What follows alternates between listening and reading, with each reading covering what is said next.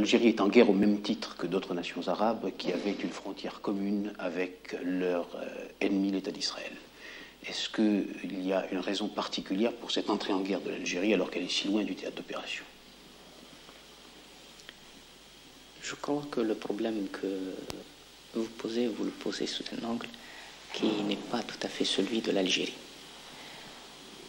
Il y a une nation arabe et il y a des États arabes. L'on a eu le tort jusqu'à maintenant de vouloir présenter le problème palestinien comme un problème du Proche-Orient. Ce problème concerne en premier lieu tous les pays arabes où qu'ils se trouvent.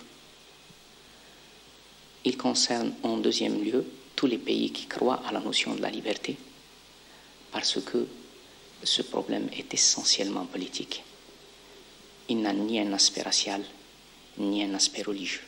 Pour preuve, je vous dirais que notre engagement auprès de la cause du peuple palestinien n'a d'égal que notre engagement aux côtés de la cause du peuple vietnamien, par exemple, avec qui nous n'avons ni des affinités de race, ni des affinités de religion. Il n'a d'égal non plus que notre engagement aux côtés de la cause du peuple d'Angola, du Mozambique, de la Rhodésie ou de l'Afrique du Sud. C'est vous dire que il y a peut-être par-delà notre qualité d'arabe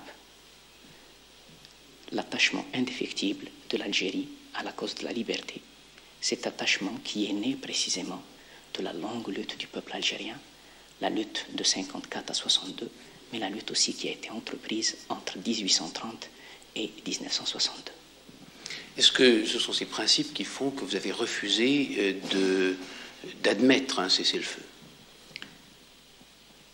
Il est prouvé maintenant que l'agression est une agression israélo-américano-anglaise.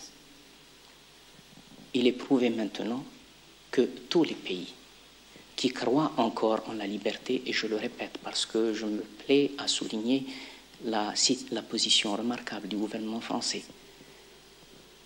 Donc tous ces pays ont refusé d'entériner la situation qui est née du fait accompli.